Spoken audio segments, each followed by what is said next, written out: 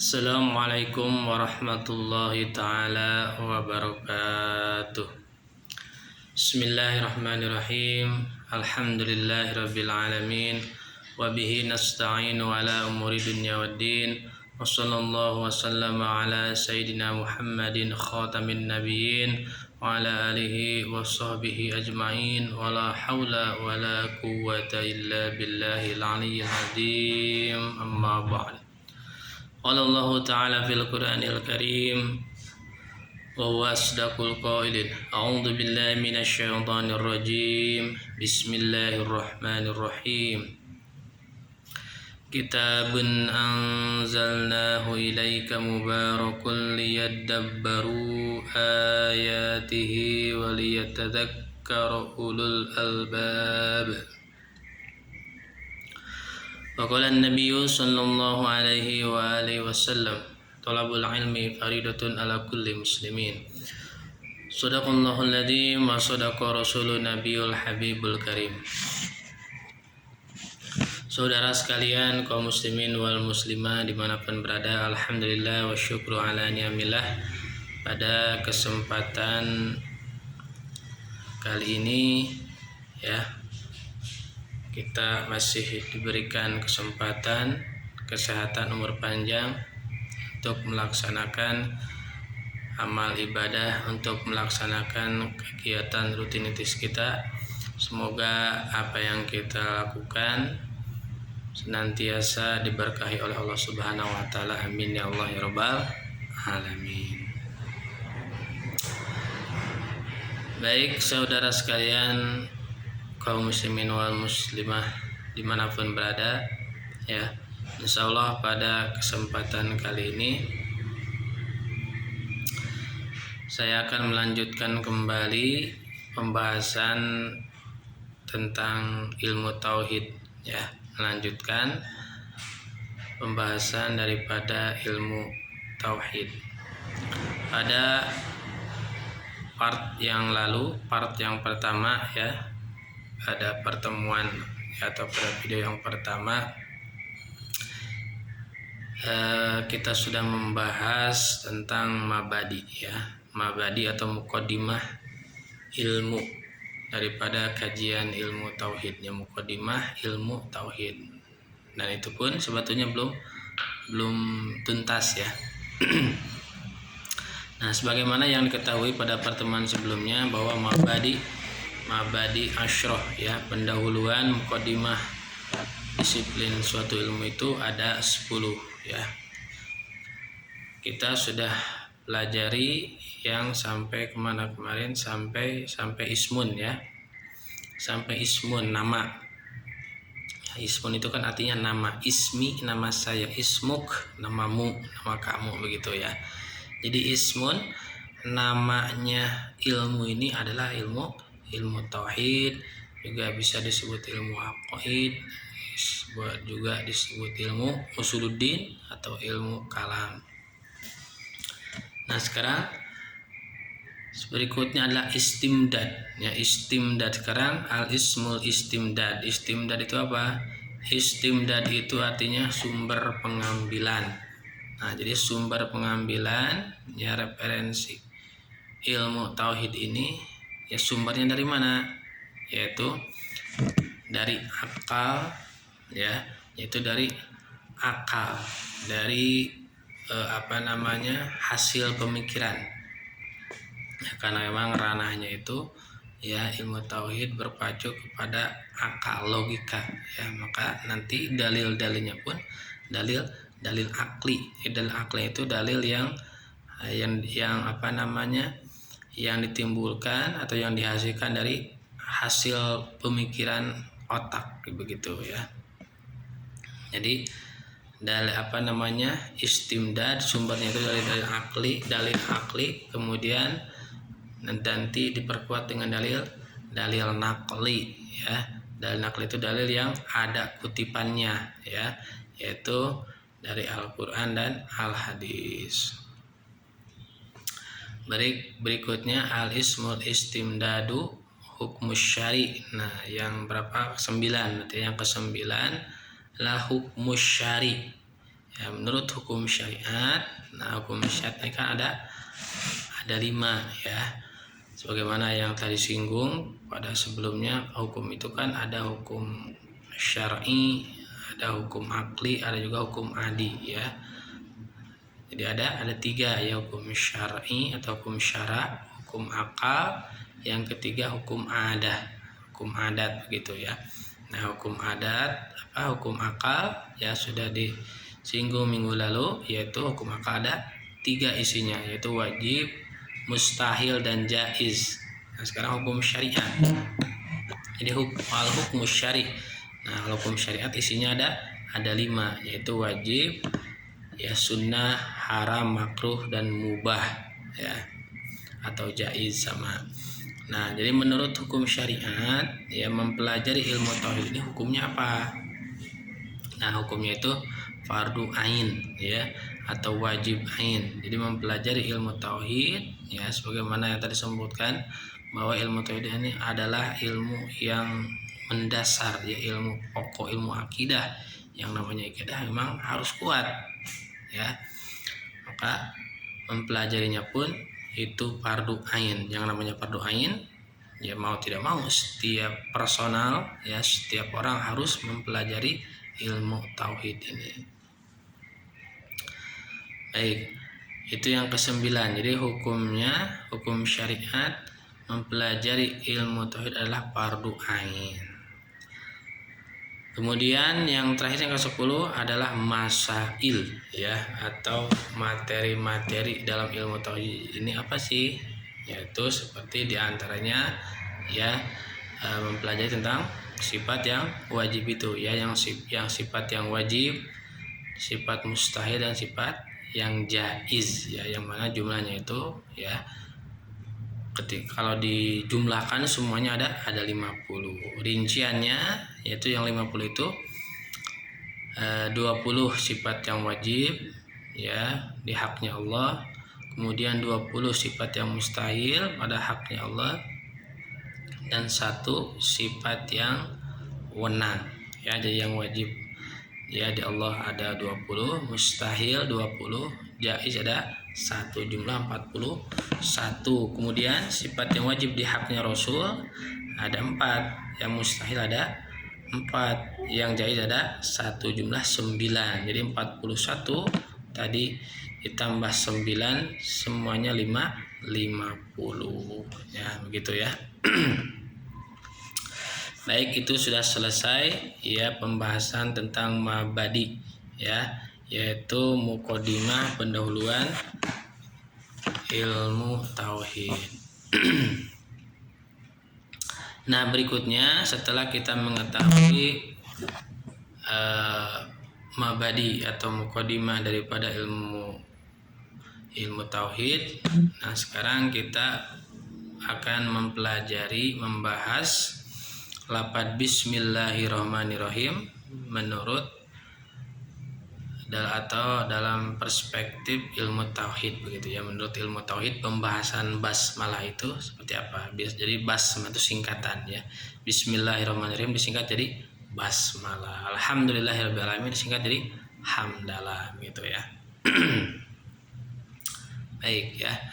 Karena memang kita ketika akan mempelajari suatu pandisiplin ilmu ya, memang jangan langsung ke kitabnya ya. Kita akan pelajari suatu kitab nih ya, ilmu apapun dalam agama jangan langsung ke kitabnya, tapi harus prosedurnya itu harus ketahui dulu, pelajari dulu mabadinya. Setelah ketahui, pelajari mabadi, kemudian membahas lafaz basmalah menurut perspektif ilmu yang akan dipelajari ya. Sebagaimana ini juga disampaikan oleh ulama, yang bagi likulli syari'in fi fannin minal funun ayyatakallama alal basmalah bitarfin mimma yunasibu dzalikal fanna al masyru' fi ya.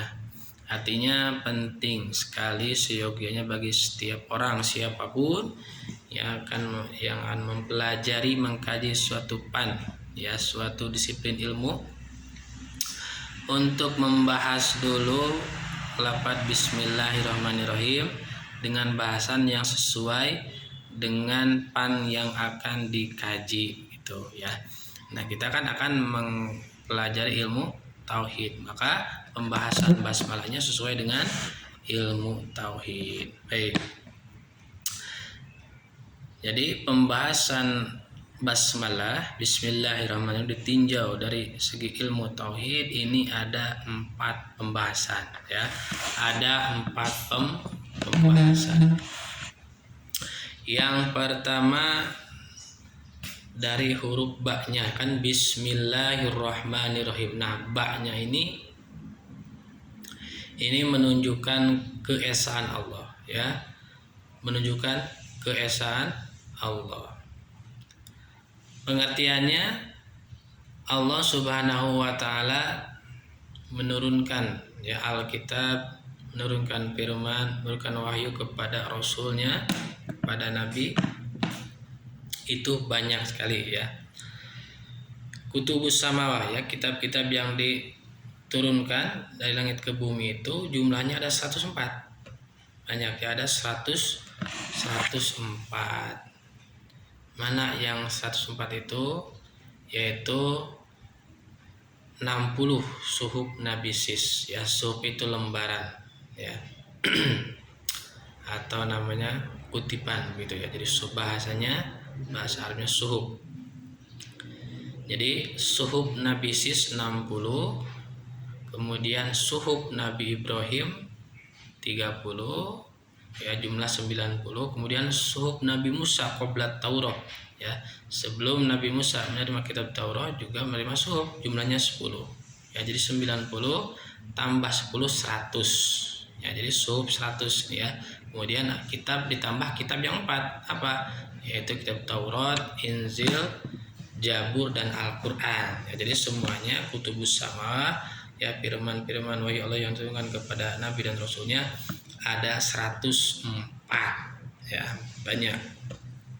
Nah, yang 103 selain Al-Qur'an ya, suhuf-suhuf tadi, kitab Taurat, Injil dan Jabur, itu maknanya semua terkandung atau terhimpun ya di dalam Al-Qur'an ya. Jadi makna-makna kitab-kitab sebelum Al-Qur'an ya, dari mulai suhuf dan Taurat, Injil, Jabur itu semuanya terhimpun maknanya ya di dalam Al-Qur'anul Karim.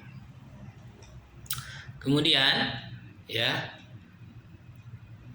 makna Al-Qur'an yang 30 juz ya, 114 surat itu semuanya terhimpun ya, tercover di dalam surat Al-Fatihah. Di dalam surat Al-Fatihah. Kemudian makna surat Al-Fatihah ini ya terkandung di lafaz basmalahnya.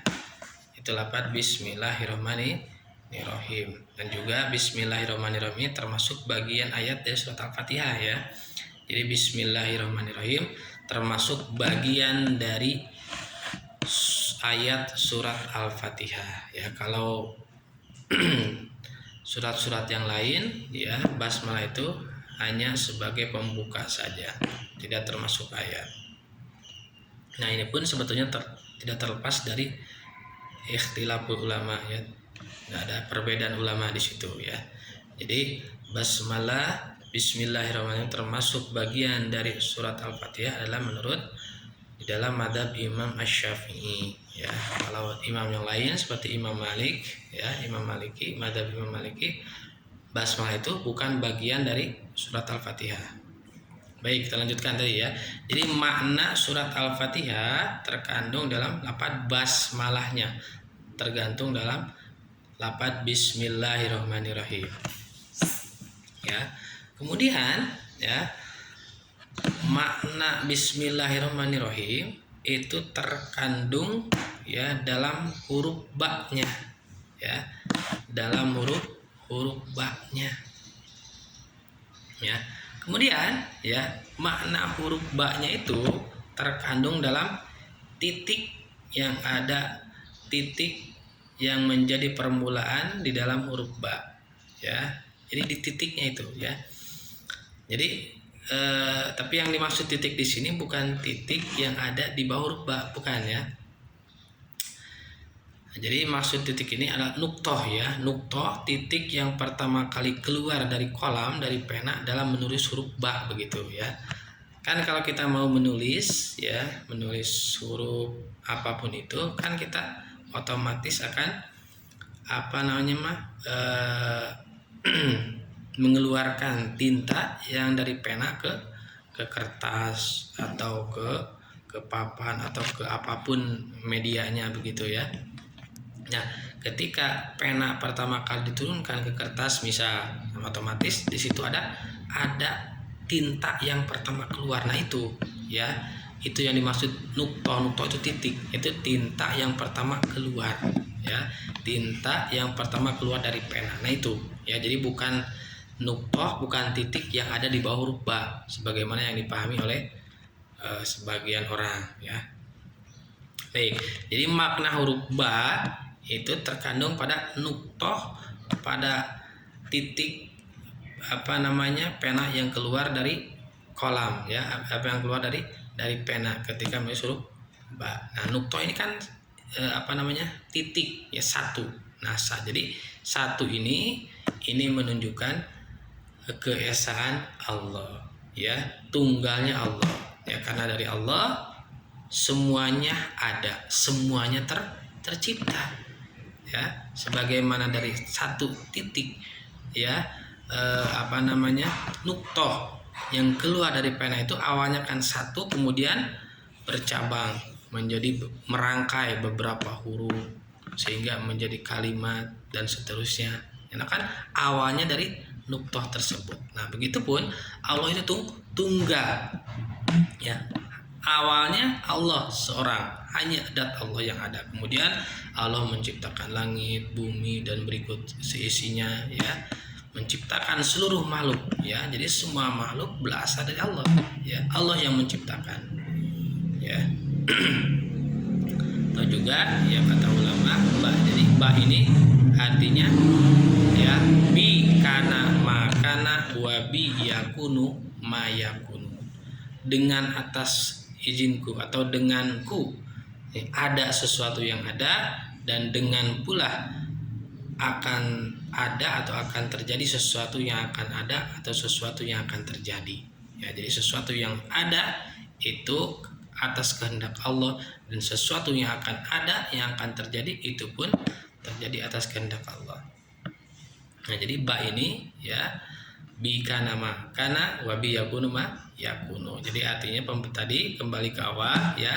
Jadi pembahasan basmalah menurut ditinjau dari ilmu tauhid, yang pertama ba. Jadi huruf ba ini menunjukkan keesaan Allah, ketunggalan Allah. Allah itu tunggal ya, karena semua berasal dari Allah. Inna lillahi wa inna ilaihi, semuanya berasal dari Allah ya, dan akan kembali dari Allah, dan akan kembali kepada Allah. Baik. Yang kedua,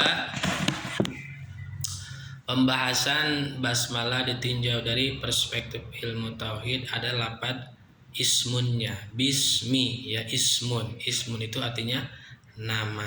Nah, namun yang dimaksud ismun di sini bukan nama tapi ainul musamma ya, yaitu dat Allah ya. Jadi ismun di sini adalah dat Allah. Makanya ya ketika memaknai bismillah ya, itu dimaknai dengan, kalau dalam logat santri itu ya, kalawan dat Allah. Jadi kalawan dat Allah, bukan nama Allah ya. Jadi yang dimaksud ismu di sini bukan nama tapi ainul musamma, yaitu dat Allah. Jadi kalawan dat Allah ya, dengan dat Allah begitu, bukan dengan nama ya begitu. Jadi yang pembahasan kedua, ismun ini yang dimaksud bukan nama tapi dat, ainul musamma, yaitu dengan dat Allah atau hanya dengan dat Allah ya. Itu nanti ada pembahasan yang lain ya. Seperti ba kan mananya isti'anah, meminta pertolongan ya. Nah, meminta pertolongan kan itu pasti kepada dat ya. Tidak bisa meminta pertolongan kepada nama. Makanya ismun ini ainul musamma, yaitu dat Allah.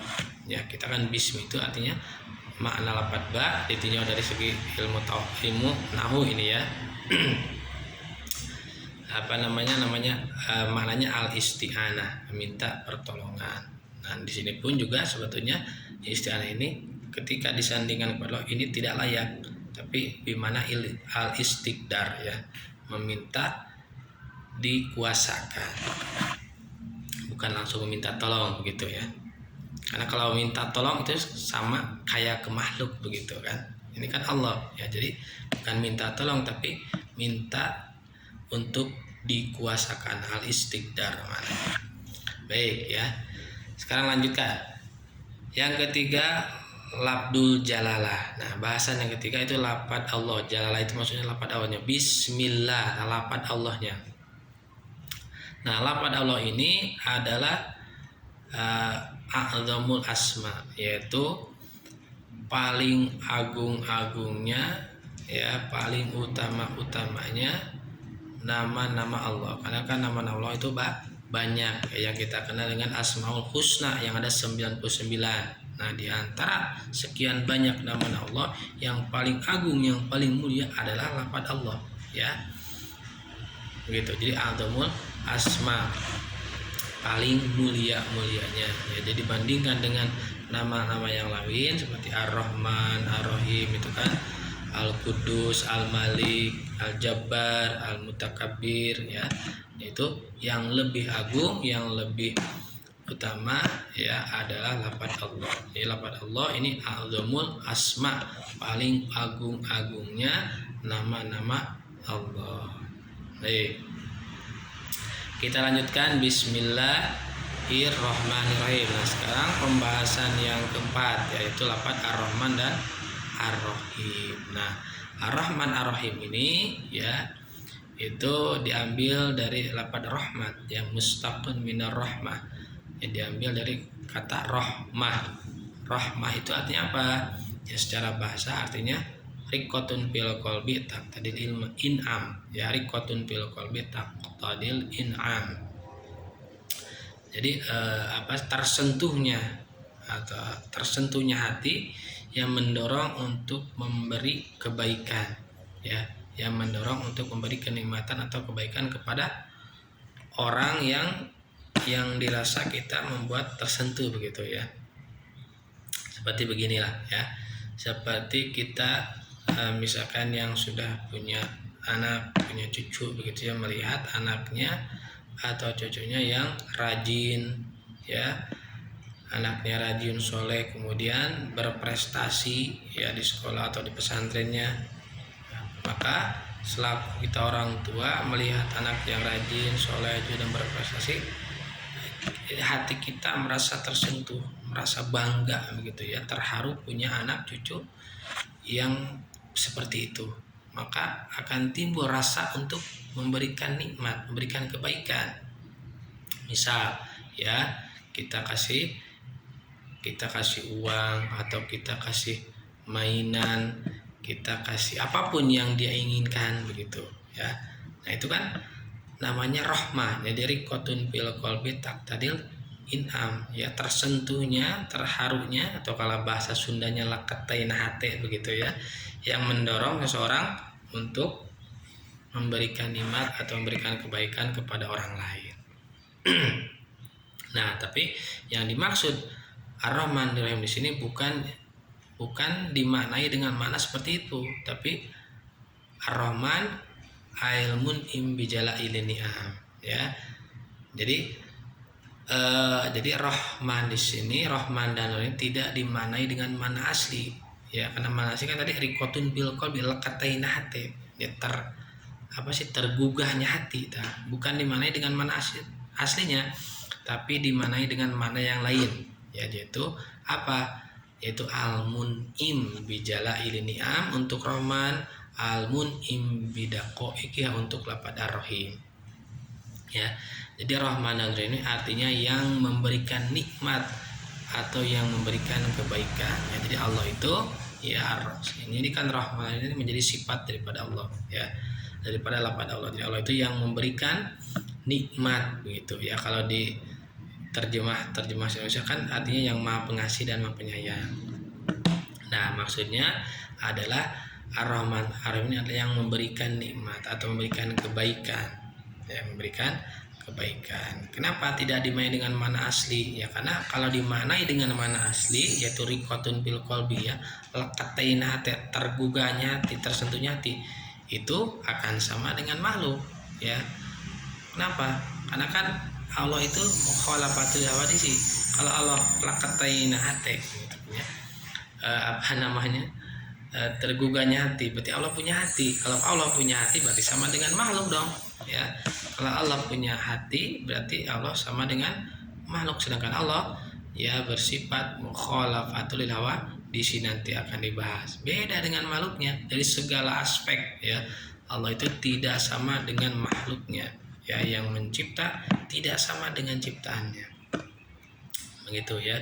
Jadi di sini Rahman Rahim artinya Al-Mun'im, yang memberikan nikmat. Ya, jadi dimaknai dengan mana cabang, atau dalam ilmu yang lain disebutnya dengan majaz begitu ya.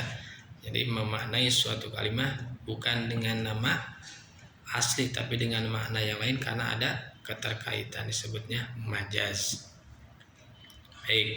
Nah, jadi Rahman Al-Mun'im bijalailin ni'am, yang memberikan nikmat dengan nikmat-nikmat yang pokok. Jalail itu nikmat yang besar, nikmat pokok ya, seperti nikmat wujud ba'da Adam, seperti nikmatnya ada setelah tidak ada ya. Kita kan makhluk itu hudus ya, makhluk semuanya baru, artinya adanya itu ada permulaan. Jadi sebelum ada tidak ada dulu ya. Misal kita lahir tahun berapa, tahun 90 misal ya, atau 80. Nah, maka sebelum tahun itu kita tuh tidak ada, belum terlahir ya. Maka ketika kita setelah terlahir kita ada di dunia ini, itu adalah suatu nikmat yang besar ya, nikmat jalai, nikmat pokok ya. Karena dengan kita adanya kita diciptakan ya, maka kita bisa merasakan nikmat-nikmat yang lain ya, bisa merasakan nikmatnya, enaknya makanan, enaknya minuman, bisa merasakan nikmatnya jalan-jalan sore hari misalnya, melihat pemandangan yang indah-indah ya, kemudian nikmat sehat juga ya, nikmat-nikmat yang lain ya, karena kita ada ya. Kalau kita tidak ada, kita tidak diciptakan, maka nikmat-nikmat yang lain pun tidak akan kita rasakan. Maka disebutnya nikmat jalail, nikmat pokok ya. Kemudian Ar-Rahim Al-Mun'im bidaqo ikiha. Jadi maknanya Ar-Rahim Al-Mun'im bidaqo ikiha, yang beri nikmat dengan nikmat-nikmat daqo, nikmat lembut, yaitu nikmat cabangnya ya. Nikmat kecil itu nikmat-nikmat yang ada setelah kita diadakan ya. Seperti tadi rinciannya tadi kan, kita bisa kita bisa menikmati enaknya hidangan makanan minuman, kita bisa menikmati indahnya pemandangan dan lain sebagainya. Itu nikmat dakoik dibandingkan dengan nikmat ada begitu ya, nikmat lembut. Atau juga bisa diartikan kita bisa kita bisa melihat ya, bisa melihatnya ya, itu nikmat jalail ya, nikmat besar. Kemudian jeliknya penglihatan ya, penglihatannya jelas nih, nggak buram ya, itu nikmat dakoiknya ya, nikmat lembutnya gitu ya. Baik, sudah beres ya, alhamdulillah. Itu pembahasan lafaz Bismillahirrahmanirrahim ditinjau dari perspektif ilmu tauhid. Tadi ada pembahasan dimulai dari lafaz ba-nya ya, kemudian lafaz ismun ya, jadi ba artinya tadi menunjukkan kepada keesaan Allah, ketunggalannya Allah. Kemudian